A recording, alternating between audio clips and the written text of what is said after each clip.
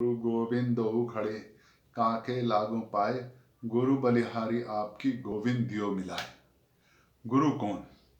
जो भगवान से मिला दे। और हमारे समाज में जो हमको कुछ देता है उसके प्रति सम्मान का भाव रहता है, और व्यास पूर्णिमा वाले दिन हम उसी सम्मान के भाव को प्रकट करने गुरु के पास जाते हैं, गुरु के चरणों में जाते हैं, गुरु के पास जाते हैं और गुरु का सम्मान करते हैं। यह हिंदू समाज की परंपरा है। अनेकों वर्षों से हम गुरु परंपरा के तहत गुरु धारण करते हैं और फिर व्यास पूर्णिमा वाले दिन गुरु के चरणों में जाकर उनको उनके जो वर्ष भर में उन्होंने हमें सिखाया होता है उसके प्रति उनका सम्मान करते हैं और कुछ ना कुछ हम समर्पण करते हैं। आषाढ़ पूर्णिमा से लेकर रक्षाबंधन तक हम गुरु के पास जा सकते हैं। ये पूरा का पूरा आषाढ़ पूर्णिमा से रक्षाबंधन तक का पूरा महीना होता है जो गुरु के सेवा के लिए, गुरु के समर्पण के लिए होता है। गुरु कौन है? जो भगवान से मिला दे, है ना। गुरु गोविंद खड़े, जिसने भगवान को बता दिया कि ये भगवान है। और वैसे देखा जाए तो पहला गुरु तो माई हुई, वो ही तो मिलाती है कि ये तेरे पिताजी हैं, ये तेरे बाबा हैं, ये तेरी नानी है, ये नाना है, ये ताऊ है, ये बड़ा भाई है, ये बुआ है, ये चाचा है, ये चाची है। गुरु माँ बताती है ना। और माँ से बड़ा कौन हो सकता है? हम उसको दूध पीते वक्त काटते हैं, मारते हैं, रोते हैं, चीखते हैं, उसके बाद भी लाड़ प्यार से दूध पिलाती है। क्यों? वो चाहती है हमारे को बड़ा आगे बढ़ाना। जो अपने से आगे बढ़ा दे, जो हमारे अंदर के व्यक्तित्व का विकास कर दे, जो हमारे को भगवान से मिलाने का रास्ता बता दे, जो हमारे व्यक्तित्व को निखार दे, जो हमारी समस्याओं के समय आकर मुस्कुराता हुआ खड़ा हो और समस्याओं के समाधान कुएं से निकालकर बाहर खड़ा कर दे, बाहर निकलने का रास्ता बता दे। जब हम आत्मविश्वास बिल्कुल हमारा खड्डे में गिर गया हो, कम हो, उस आत्मविश्वास को बढ़ा दे, वो गुरु है। भगवान के चरणों में पहुंचा दे, ना कि अपने चरणों में रखे। अपने से संबंध शिक्षा देकर अपने से संबंध विच्छेद करके भगवान से संबंध बना दे, वो गुरु है। जो भगवान से मिला दे, भगवान का रास्ता बता दे, हमारे अंदर सोई हुई शक्तियों को जगा दे, वो गुरु है। गुरु के पास जाते हैं ना, गुरु कहता है ये मंत्र जप लो। कभी कभी तो वो मंत्र हमने हजारों बार सुना होता है, लेकिन वो मंत्र की ताकत क्या है? गुरु की तपस्या की ताकत है। गुरु पहले खुद तपस्या करता है, उसके बाद शिष्य को। पहले वो अपने ऊपर आजमाता है, पहले अपने आप करता है, फिर आपको बताता है ये रास्ता ठीक है। वो एक कथा है ना, एक गांव के अंदर गुरुजी आए, सबको बोलते थे, जो बोलते थे वो व्यक्ति करते थे। अब उनकी तपस्या का तप था। तो एक बुढ़िया माँ का बच्चा था, उसके दांत खराब हो रखे थे, ज्यादा गुड़ खाता था। उसने कहा ये लो, ये तो गुरुजी के लिए कुछ भी दिक्कत नहीं है। वो गई गुरुजी के पास, गुरुजी इसको बोल दो गुड़ खाना छोड़ दे। गुरुजी ने कहा 6 महीने बाद आना। 6 महीने बाद आना? बोलती हाँ, जब अगली बार आऊंगा तब आना। खैर 6 महीने बाद चलेगी माँ। उसने कहा बोलो ना इसको, आपने कहा था। तुमने कहा बेटा गुड़ खाना छोड़ दे। उसने गुड़ खाना छोड़ दिया। मां ने पूछा प्रभु एक इतना सा वाक्य बोलना था और आपने 6 महीने लगा दिए। उसने कहा 6 महीने पहले मैं भी गुड़ खाता था। तो जो रास्ता गुरु आपको बताता है वो उससे पहले उस पर तपस्या करता है, तप करता है।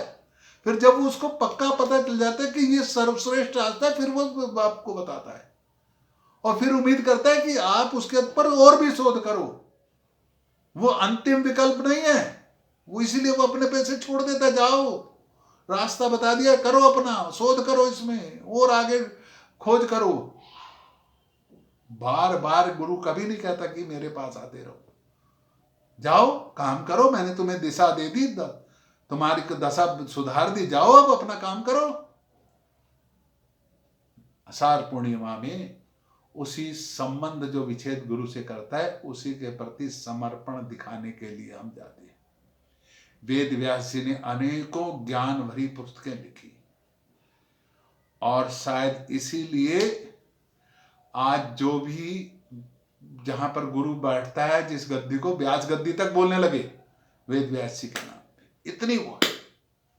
स्वामी दयानंद जी ने कहा, तू नहीं मैं नहीं, तू ही तू, जो तेरे को उतार दे, जो अपनी चिंता छोड़कर तेरे ऊपर सर्वस्त्र न्यौछावर कर दे, वो गुरु है।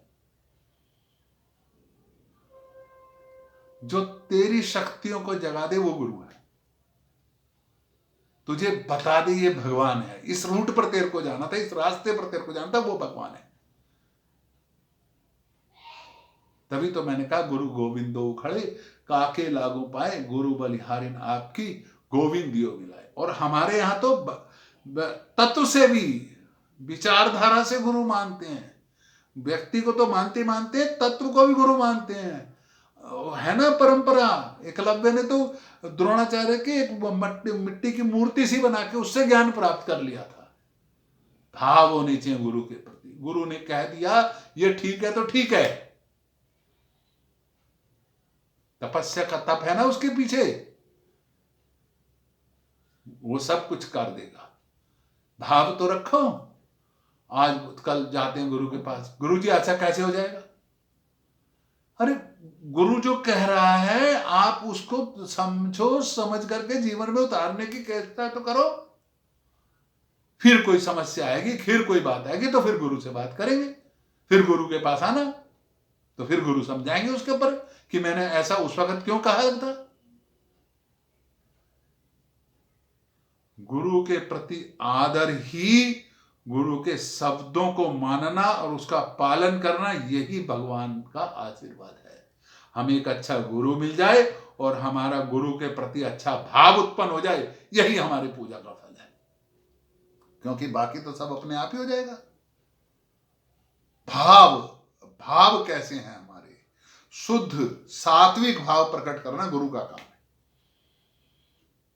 आपको बताना किस रास्ते पर जाना है, आपके अंदर क्या गुण है, क्या आप कर सकते हैं, आपको क्या अच्छा रहेगा, ये समझकर गुरु आपको बताता है।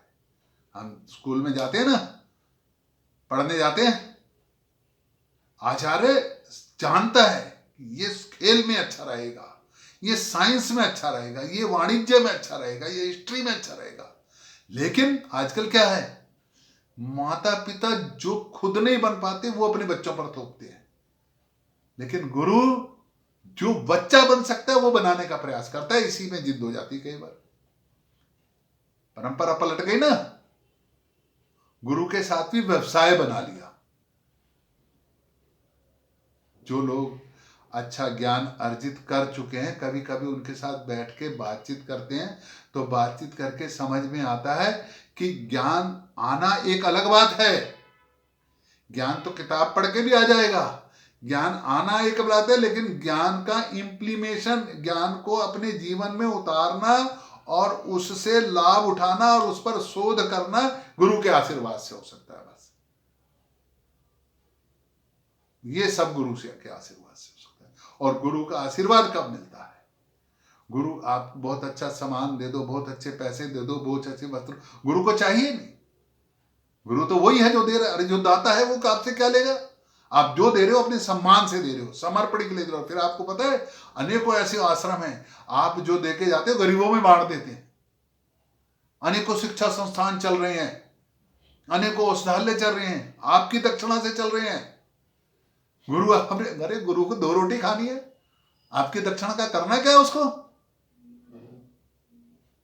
लेकिन उस दक्षिणा से वो औषधालय चलाता है, वो शिक्षा संस्थान चलाता है, वो व्यायामशालाएं चलाता है, वो समाज के उत्थान के लिए खर्च करता है। गुरु ये काम करता है। तो आज व्यास पूर्णिमा वाले दिन हमारे हिंदू समाज के अंदर साधारणता परंपरा रही है कि गुरु के प्रति समर्पण भाव करना। लेकिन गुरु पूजना है तो पहली शर्त क्या है? हम मां को रुष्ट करके गुरु को नहीं पूज सकते, मां को तनाव देकर गुरु का आशीर्वाद प्राप्त नहीं कर सकते। मैंने कहा पहली गुरु मां है, तो पहले घर में जब गुरु को पूजना है आज, तो पहले मां के चरणों में पूजना है।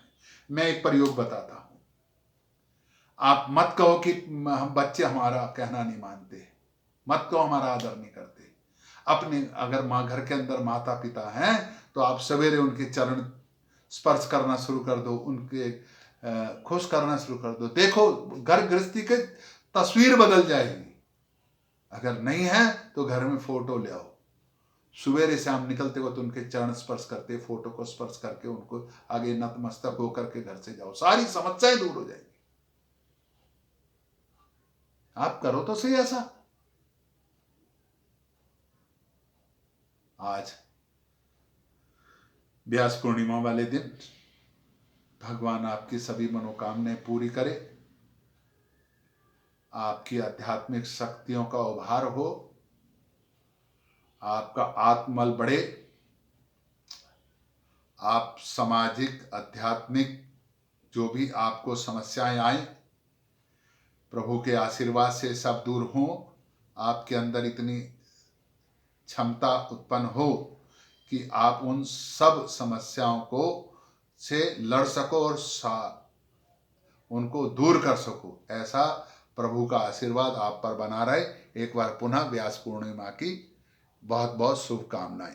धन्यवाद जी।